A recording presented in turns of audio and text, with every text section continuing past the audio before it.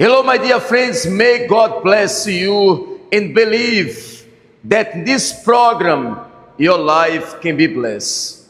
Jesus, He said in His words that those who believe in Him, they shall not perish, but they're going to have eternal life. And I know that you want to be blessed in your love life, in your financial life.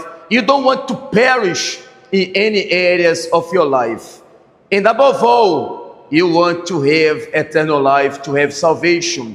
But for you to have salvation, for you to conquer the blessing of God, you need to use your faith. You need to obey the word of God. You need to follow what is written in the Bible. Those who obey what is written in the Bible, their life will change. Step by step, day after day, their life will change. But when we say, I believe in God, but we don't obey His words, so this kind of belief, it will not work. That's why there are some people, there are many years, they come to church, they say, believe in God, but their life doesn't change. Their spiritual life doesn't go to other level, because faith without action is dead. Faith without work is dead. So you say that you have faith, you say that you believe in God, but show this kind of faith that you have when you obey the word of God. And today I want to share with you now a testimony for you to see when someone indeed believe 100% in the word of God and they start to obey. Look now what happened. Vanessa, at nandito ko para i-share sa inyo yung buhay ko noon at yung buhay ko ngayon. Noon yung buhay ko sobrang puno ng kalukutan sa loob. Maraming kasalanan. Maraming mga ginawang mali sa harap ng tao at harap din ng Diyos. Noon, yung buhay ko puno ng inggit, ng selos, ng takot, ng adiksyon. Kasi noon, meron akong adiksyon ng pornography. Meron nandyan yung curiosity ko noon sa pornography, yung panonood nun, hanggang sa nagdire-diretso na akala ko hindi na titigil yon kasi parang hindi ko makontrol yung sarili ko na every time na uuwi ako sa bahay, parang merong bumubulong sa akin na gano'n, hanggang sa magpatuloy-patuloy yon. Tapos, meron din ako na, umiinom din ako noon. Umiinom ako, kasama yung mga kaibigan na akala ko is na nagbibigay sa akin ng kaligayahan, kasi every time na kasama ko rin sila, nagiging maayos din ako. Pero pag uwi ko naman, wala rin nangyayari. Ganun pa rin ako, balik sa dati. Yung sarili ko noon, wala rin akong self-control. Kung ano lang yung sabihin ko, kung ano lang yung pumasok sa isip ko, mga aksyon na hindi dapat, ginagawa ko, ganyan. Tapos,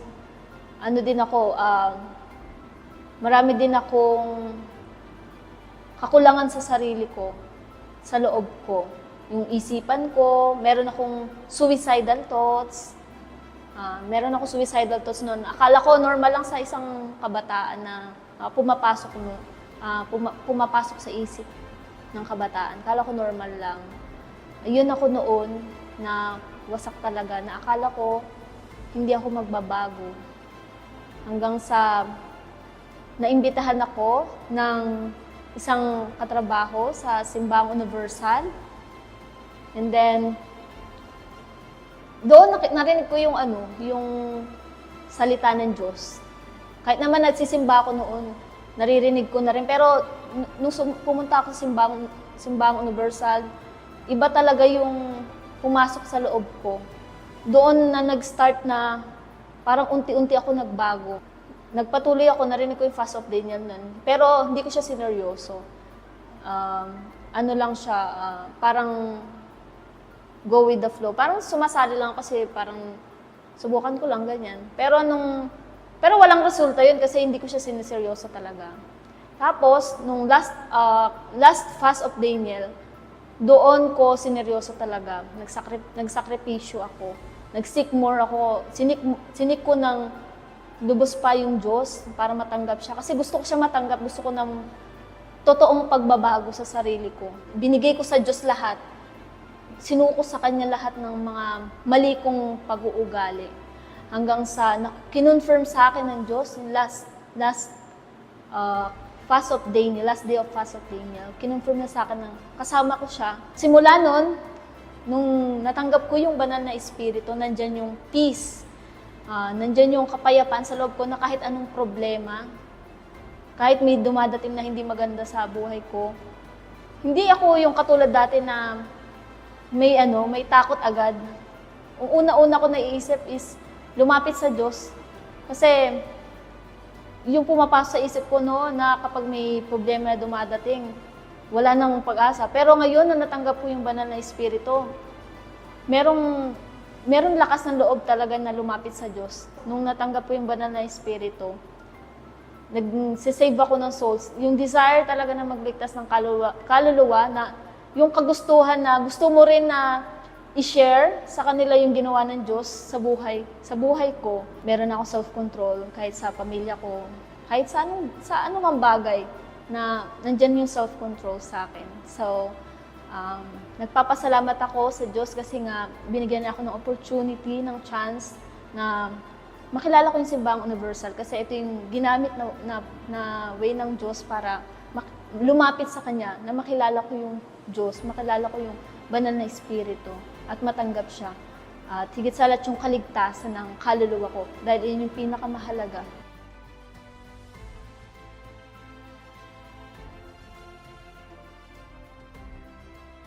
Look how powerful this testimony. And this is what happened when we believe 100% in the Word of God. When we follow the instruction of God. When we put the Word of God into practice in our life. And now, I would like to read together with you this Bible verse that says here in the book of Exodus 23 and verse 25.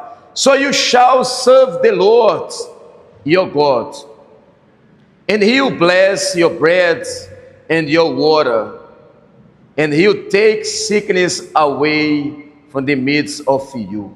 You see that God, He wants to bless your bread, He wants to bless your water. In another word, God, He wants to bless your family, your financial life, your love life, all the areas of your life. But it says here that those who serve God, who serve the Lord, and for us to serve God, we should deny ourselves. Jesus said, if someone wants to come after me, let them deny themselves, pick up their cross, and follow me. For us to serve God, we should deny ourselves. Just to please Him, to do His will, to obey His word. But some people, they want to receive the blessing. They want God to bless their business. They want God to bless their financial life. They want God to change their life, to bless them. But they don't want to serve God. That sometime we say, come to church Sunday, come to church Wednesday, come to church Friday, come to church if you can every day. But some people, they don't want to come to church because they don't want to serve God. And you know the church is the gate of heaven. As Jacob, he said, God is here in this place. In this place, the house of God is the gate of heaven.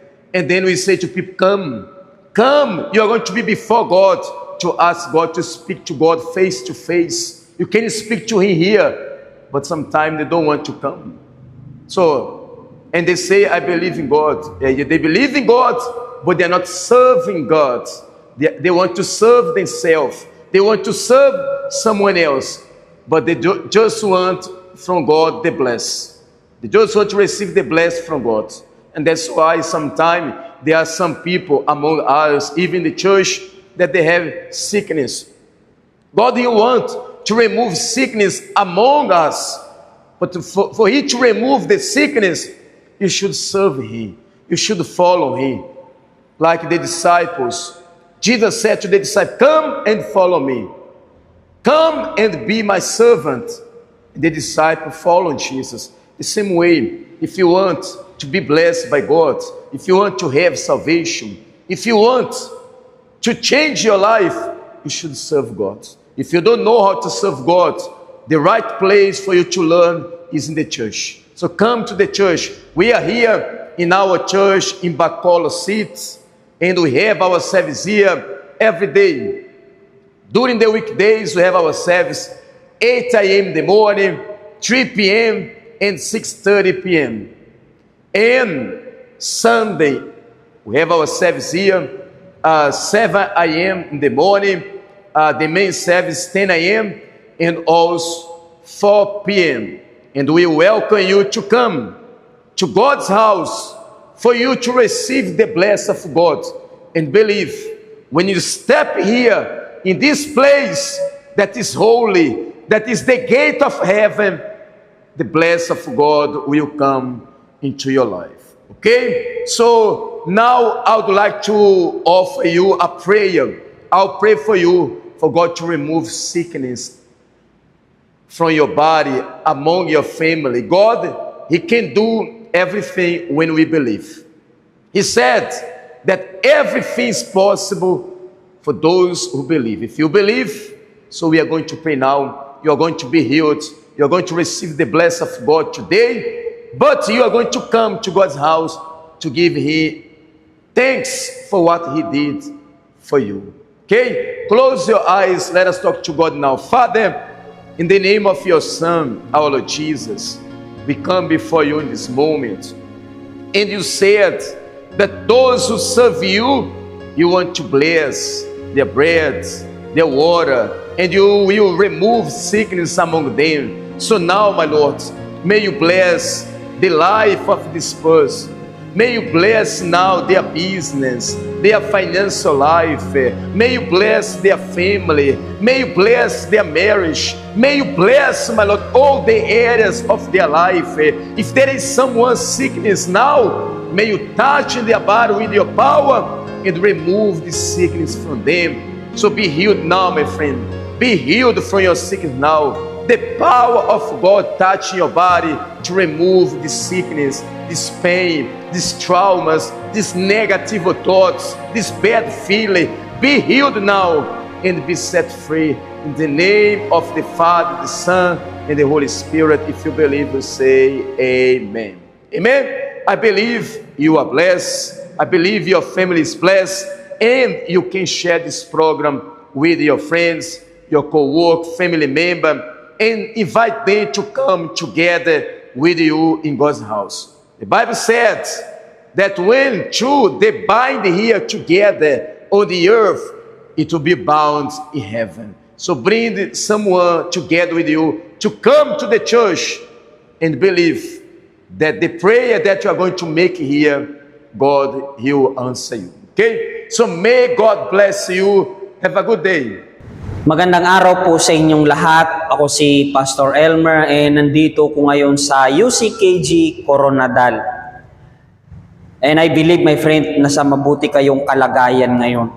Right now, yung sinasabi mo, Pastor, hindi okay yung kalagayan ko ngayon. Hindi okay yung aking sitwasyon ngayon. So maybe, nawalan ka ng trabaho, bumagsak yung negosyo mo, humina yung negosyo mo, o di naman kaya, hindi mo na alam kung ano yung gagawin mo. Kaibigan, do you think kung meron kang tipan sa Diyos, sa tingin mo kaya pababayaan ka ng Diyos? I believe, hindi ka niya pababayaan. And ito yung kulang. Okay, maybe, ikaw nanonood ngayon, and kung ganito yung sitwasyon mo, check mo yung sarili mo, siguro ito yung kulang, yung magkaroon ng tipan sa Diyos. Kaya naman, gusto kita nga encourage, today ay Monday. So, kung merong malapit na simbahang universal sa lugar mo, my friend, pumunta ka. O di naman kaya kung malapit ka dito sa Coronadal. So, pumunta ka today, and I believe, my friend, sa pagpunta mo today, nagpapakita lang iyon ng aksyon na yan, na gusto mong magkaroon ng tipan sa Diyos. So, meron pa tayong service today ng alas 3 ng hapon, ganun din alas 6 ng gabi. My friend, unahin mo and piliin mo muna na maging tipan, magiging kasuso yung Diyos sa buhay mo pagdating sa finances. Kasi alam natin, my friend, sa isang idea mula sa Diyos, kaya niyang baguhin ito ng sitwasyon ng buhay mo. Kaya wag mong palampasin yung pagkakataon na ito. So yung ating address dito sa Coronadal ay located lang tayo sa may GCCE building, sa may second floor, okay, Aquino Street. Tapat lang tayo ng KCC Employees Entrance and tabi lang tayo ng RD Pawn Shop. But alam ninyo na hindi lang every Monday na bukas yung ating simbahan dito. Gusto ko lang sabihin sa inyo na bukas ito ng Wednesday, ng Friday, okay? And meron tayong mga services dyan. Sa umaga mayroong alas 8, may alas 10, alas 3, ganun din alas 6 ng gabi. But yung pinaka-importanting araw, and lagi naming sinasabi sa inyo, na hindi dapat nating baliwalain ay yung araw ng linggo. Kasi alam natin na yung linggo ay sagradong araw para sa Diyos. So my friend, dalhin natin yung buong pamilya natin palagi sa tahanan ng Diyos. Especially this coming Sunday. Okay? Unahin natin yung Diyos sa buhay natin. Sa ganun, uunahin niya rin tayo sa kanyang kaharian. So isa sa mga service natin every Sunday dito, yung main service natin ay alas 10 ng umaga. Meron tayong service na umaga alas 7, ganun din alas 3 ng hapon, and alas 6 ng gabi. Mga kaibigan, pagpalain kayo ng Diyos, and see you next time.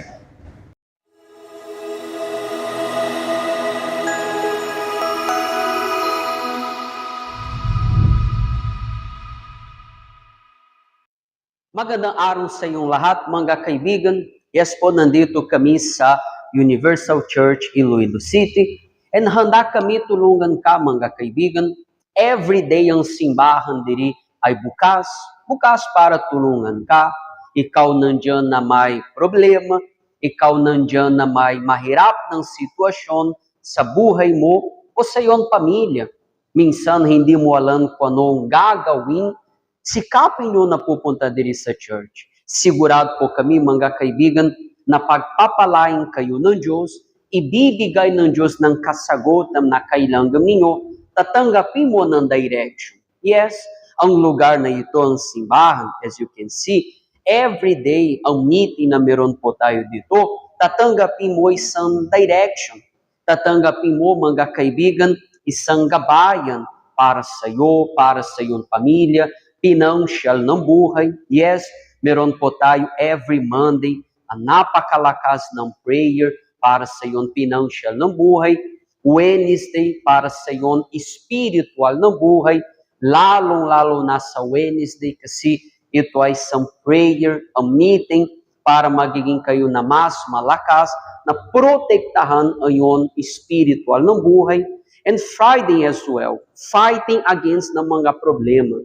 Meron po ba kayo ng mga sitwasyon na hindi mo alam kung paano resolbahan ito? Sikapin nyo na pupunta every Friday. Ang fighting, ang prayer na gagawa po tayo diri ay malakas as well.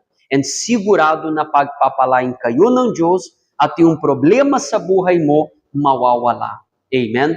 Ang schedule sa week dito sa church, alas 8 ng umaga, alas 10 ng umaga, alas 3 ng hapon, at 6:30 p.m.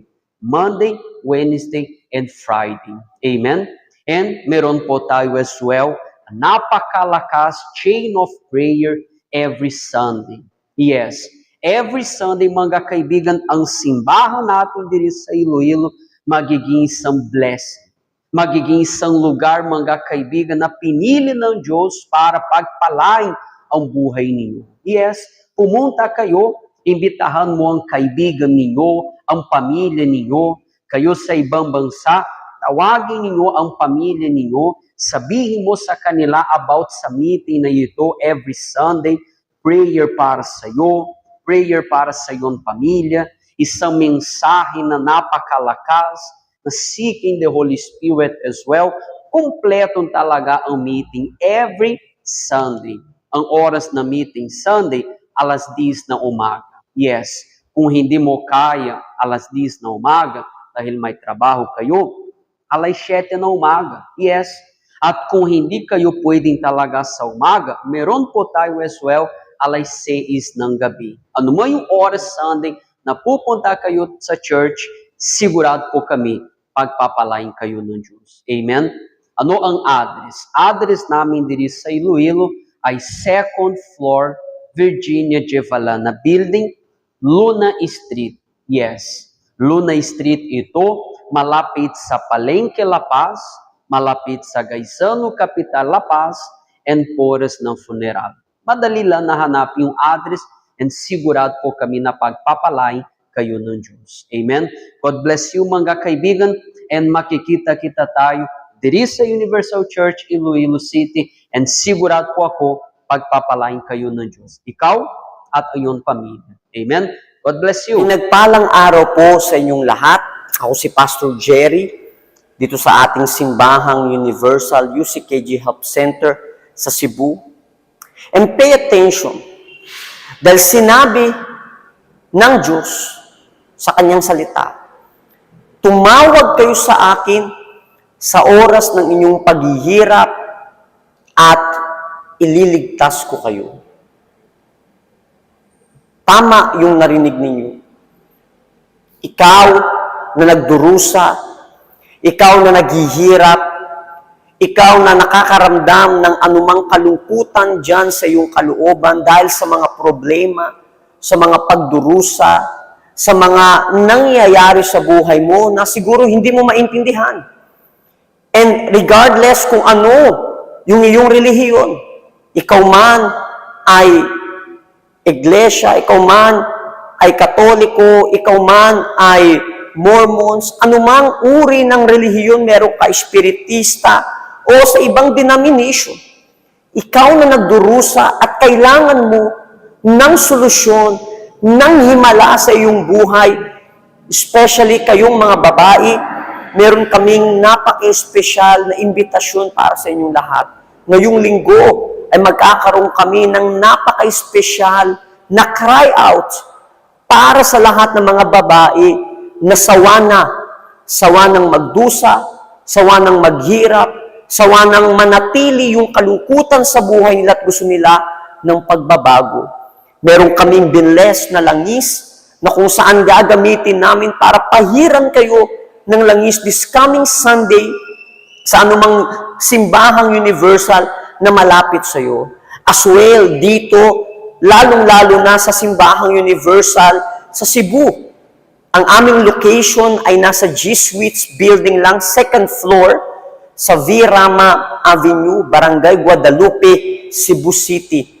Kami ay nasa taas lang ng 360 Pharmacy, katabi ng Food Park Iskina, malapit sa Guadalupe Church. Ikaw ay sobrang welcome sa special na araw na to. At sigurado ako na sa pamamagitan ng iyong pananampalataya, ng iyong pagpapakumbaba na humingi ng tulong sa Diyos, dahil hindi mo na kaya pang tiisin yung problemang ito, ikaw ay tutulungan ng Diyos. Ang aming service this coming Sunday will be at 10 a.m. Alas 10 ng umaga, meron kaming service din ng alas 7 at 4 ng hapon. Kayo ay sobrang welcome dito sa aming help center. And gusto ko rin kayong imbitahan throughout this week, ang aming simbahan, ang aming health center ay merong service Monday, Wednesday, and Friday, alas 8 ng umaga, alas 3 ng hapon, at alas 7 ng gabi. Pumunta kayo sa Lunes. Today, meron kaming special na panalangin para sa iyo na problemado sa iyong pinansyal at kailangan ng himala sa iyong finances. Wednesday, para ikaw ay mas lalong mapalapit sa Diyos sa pamamagitan ng Bible study. And Friday, para pabagsakin anumang uri ng pader na espiritual, ng masama na nagtatrabaho sa buhay mo. Tandaan mo, meron kang kapangyarihan para baguhin yung buhay mo sa pamamagitan ng iyong aksyon. Ang kailangan mo lang gawin ay gamitin ito ng tama. Pagpalain po kayo lahat ng Panginoong Diyos. Magkita-kita tayo, especially ngayong linggo, alas 10 ng umaga. Bye-bye.